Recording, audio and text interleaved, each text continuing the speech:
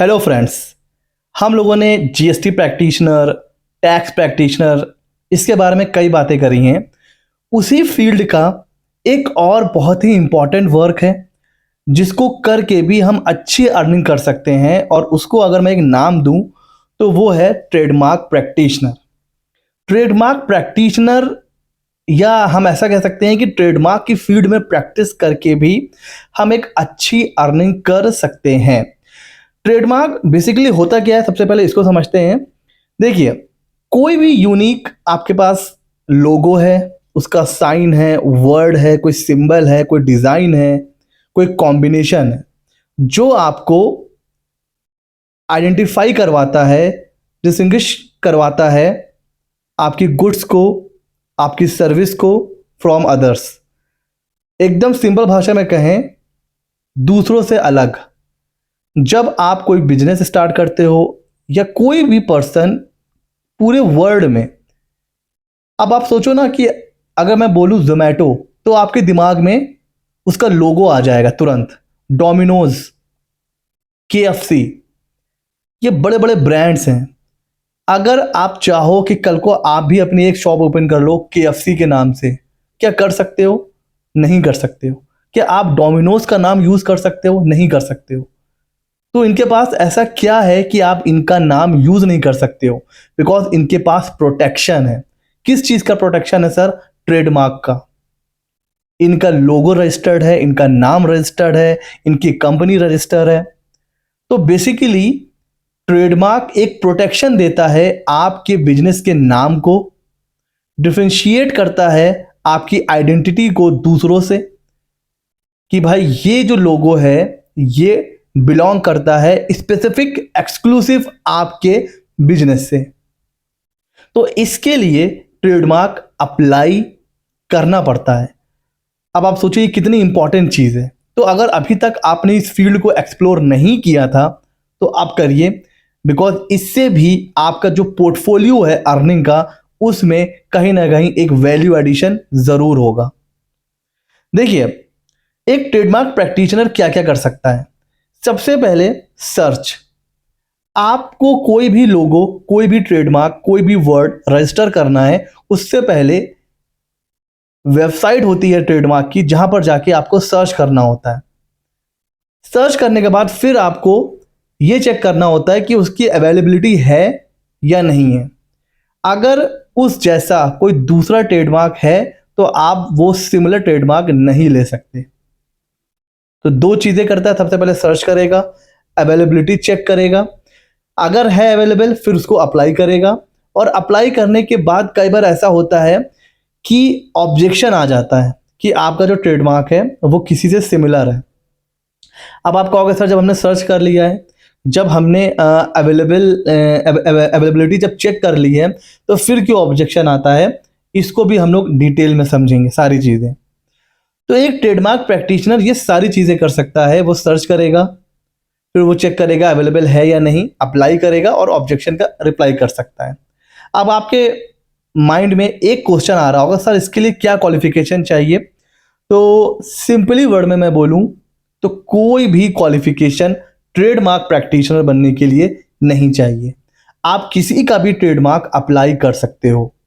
फिर से सुनिए, आप किसी का भी ट्रेडमार्क अप्लाई कर सकते हो और आपको कोई भी क्वालिफिकेशन नहीं चाहिए। आपको सिर्फ नॉलेज चाहिए। नॉलेज किन चीज़ों की? सर इन चार चीज़ों की। आपको ट्रेडमार्क सर्च करना आना चाहिए, उसकी अवेलेबिलिटी चेक करना आना चाहिए, कैसे अप्लाई करना है ये आपको आना चाहिए, और जो इनिशियल ऑब्जेक्शन आ जाता है ट्रेडमार्क में उसका रिप्लाई कैसे बनाना है वो आपको आना चाहिए। अगर इन सारी चीज़ों की अच्छी नॉलेज है, आपको कोई क्वालिफिकेशन नहीं चाहिए, आप तब भी ट्रेडमार्क प्रैक्टिशनर बन सकते हो। कई बार ऐसा भी होता है कि इनिशियल ऑब्जेक्शन के बाद फर्दर ऑब्जेक्शन आता है, ऑपोजिशन नोटिस आ जाता है।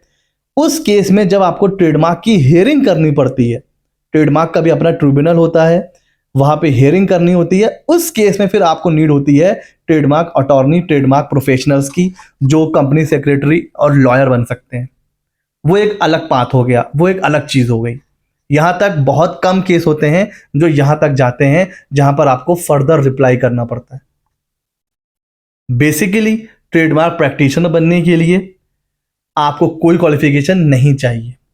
अच्छा, क्या क्या डॉक्यूमेंट्स हमें चाहिए होते हैं? तो देखिए, एक ऑथराइज्ड पर्सन की डिटेल चाहिए होती है। आप कोई सिंगल पर्सन है, एज अ प्रोप्राइटरशिप काम कर रहा है, तो वो ही ऑथराइज्ड पर्सन हो जाता है। कोई कंपनी है तो कोई एक डायरेक्टर हो सकता है, फर्म है तो कोई एक पार्टनर हो सकती है, एओपी बीओआई है तो उसके मेंबर हो सकते हैं, एनजीओ है तो उसके मेंबर्स हो सकते हैं, है ना। तो आपको ऑथराइज्ड पर्सन की डिटेल चाहिए और एक ऑथराइजेशन लेटर चाहिए। अब सेम चीज अगर प्रोप्राइटरशिप है तो वहां पर आपको कोई ऑथराइजेशन लेटर नहीं चाहिए, बट हाँ, कंपनी है, फॉर्म है, यूपी बीओआई है, ठीक है, एनजीओ है, वहां पर आपको ऑथराइजेशन लेटर चाहिए। और जो सबसे इंपॉर्टेंट चीज है वो है डीएससी। आपको ऑथराइज्ड पर्सन का डीएससी चाहिए, डिजिटल सिग्नेचर। इसके बिना आप ट्रेडमार्क अप्लाई नहीं कर पाओगे, ठीक है सर। और एमएसएमई सर्टिफिकेट, अब इसकी नीड एज सच नहीं है, लेकिन जो गवर्नमेंट फी होती है ना, उसमें रिबेट मिल जाता है 50% का, सिर्फ अगर आपके पास एमएसएमई सर्टिफिकेट होता है। अब आप सोचो, नॉर्मल फीस है ट्रेडमार्क की 9,000 और आपके पास एक एमएसएमई सर्टिफिकेट है, तो वो फीस आपको देनी पड़ेगी सिर्फ 4,500। तो हो गया ना कमाल। सिर्फ एक एमएसएमई सर्टिफिकेट से आपके 4,500 रुपए सेव हो जाते हैं। तो एमएसएमई सर्टिफिकेट भी बहुत इंपॉर्टेंट है। नहीं भी है तो भाई पूरी फीस जमा कर दीजिए, ठीक है, ज्यादा पैसे हो सकते हैं किसी के पास। तो ये चीजें होनी चाहिए आपको ट्रेडमार्क अप्लाई करने के लिए। अच्छा सर, अब इसमें सर कितनी अर्निंग हम कर सकते हैं? तो देखिए, जो गवर्नमेंट फीस है, जो भी गवर्नमेंट फीस है, उसके अलावा आप 2 से 3,000 चार्ज कर सकते हो। अच्छा, अगर आपको और क्लाइंट बनाने हैं, थोड़ा सा कम चार्ज कर लो, 1,000, 1,500। ये तो मैं आपको एक एवरेज रेट बता रहा हूं कि भाई आप 2 से 3,000 चार्ज कर सकते हो गवर्नमेंट फीस के एक्स्ट्रा में।